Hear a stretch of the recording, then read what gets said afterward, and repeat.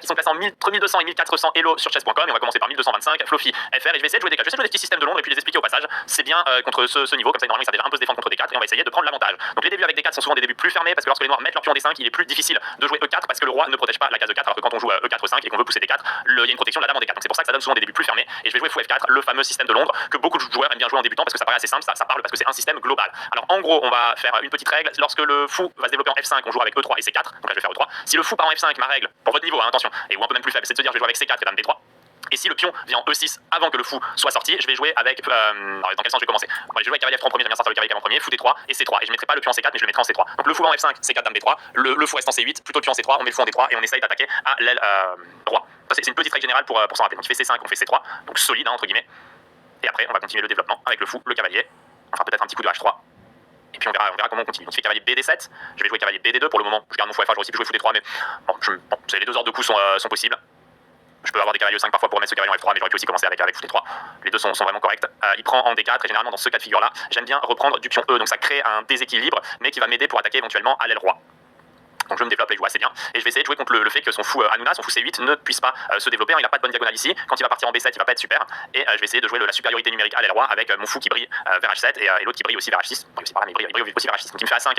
L'idée souvent c'est de jouer avec fou A6 parce qu'ils veulent échanger justement ce fou. Et je vais jouer un petit coup de dame E2. Et l'idée de dame E2 c'est simplement d'empêcher fou A6 et de continuer mon développement. Donc j'ai sorti ma dame au passage. Donc il met maintenant le fou en B7 et un truc qu'ils peuvent essayer de faire c'est jouer cavalier E4 et donc pour me fermer mon fou et quelque part faire vivre leur fou par procuration entre guillemets qui permettra de maintenir ce cavalier en E4. Mais pour le moment je suis très content parce que je défends cette case 3 fois avec mon fou, mon cavalier et ma dame, et lui s'il met le cavalier en E4 il la contrôlera que 2 fois, donc je pourrais remanger. Cependant je vais quand même faire un petit coup de tour lent. Écoutez, on finit notre développement, on met notre système en place et on tape un peu sur cette colonne. Alors pour le moment le pion E6 est bien défendu, mais on peut parfois imaginer des scénarios où on ira prendre en F7 pour sacrifier et reprendre de la dame en E6. Donc il peut toujours y avoir possibilité de faire quelque chose sur ce pion E6 même si il est protégé. Aussi je peux avoir l'idée de faire cavalier E5, puis plus tard un jour dame F3, puis tour E3, puis dame H3, puis tour G3 ou dame H4, tour H3. Je veux dire par là faire passer ma tour le long de la troisième rangée. Donc il a fait le petit roc ici. Et je vais aller mettre un petit cavalier en E5. Ça fait pas de mal, un cavalier bien placé ici. Ça me libère la case F3 pour la dame. Et je vois comment il réagit. S'il me prend, je vais simplement reprendre du fou. Et j'aurai peut-être la case H5 s'il part avec son cavalier un jour. Donc il fait tour E8. Et maintenant déjà on peut regarder les cavaliers .F7, roi .F7, dame prend E6 échec, roi F8. Mais il me semble que j'ai rien de plus que ça. Et donc ça ne va pas suffire. Alors ici plusieurs choix. Ce que j'aimerais bien faire à première vue c'est cavalier F3. Mais je perds un peu de contrôle de la case E4. Donc il pourra me jouer cavalier E4. Parce que dans l'échange après fou prend pion évidemment je peux pas reprendre de la dame. Donc cavalier F3 j'aime pas trop laisser cavalier E4. Même si je pense que je pourrais prendre en D7, venir en E5 et jouer F3. Qui serait une possibilité. Mais je vais jouer avec dame F3 pour le moment. Je vois pas trop de problème. S'il fait fou A6 j'aurai toujours des cavaliers C6 qui redront. Je peux faire fou C2. D'accord, il recule son cavalier, il le met en F8. Donc il veut peut-être rejaillir vers la case G6. Donc il faut que je continue à développer mon attaque, mes pièces sont très bien placées. Un coup comme fou B5 est possible pour créer des problèmes. D'ailleurs c'est le coup que je vais jouer peut-être. Comme ça je vous montre un petit coup de côté assez sympa. On s'en prend à la tour maintenant. Et on va le forcer à revenir avec un cavalier en D7. Alors si on revient avec le cavalier avec le cavalier F en D7, j'aurai peut-être un coup comme cavalier F7, roi F7, 8, fou C7, échec, découverte.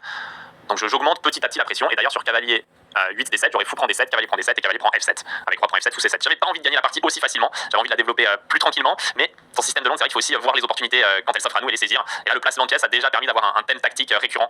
Ce petit fou qui vient en B5 et qui peut clouer un cavalier. Et l'idée de l'attaque sur le pion F7. Donc maintenant, je vais jouer cavalier F7. Alors est-ce que c'est le meilleur ordre de coup? Je le pense. Il peut pas reprendre. Et donc là, le château de cartes s'écroule déjà pour les noirs avec le pion en E6 qui va être faible. Et donc, comme je vous disais, sur roi F7, fou C7, échec.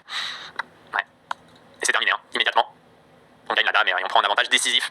J'ai voulu jouer tranquillement, j'ai pas voulu compliquer les choses en jouant des coups qui paraissaient simples. Vous m'avez vu parfois un petit peu bloqué pendant que j'expliquais les coups. C'est parce que j'essaie vraiment d'être simple et de pas utiliser trop mes connaissances et de me dire tiens comment est-ce qu'il pourrait jouer sans trop forcer. Et vous voyez ça gagnait très simplement au final. Mais il faut être prêt à avoir des tactiques.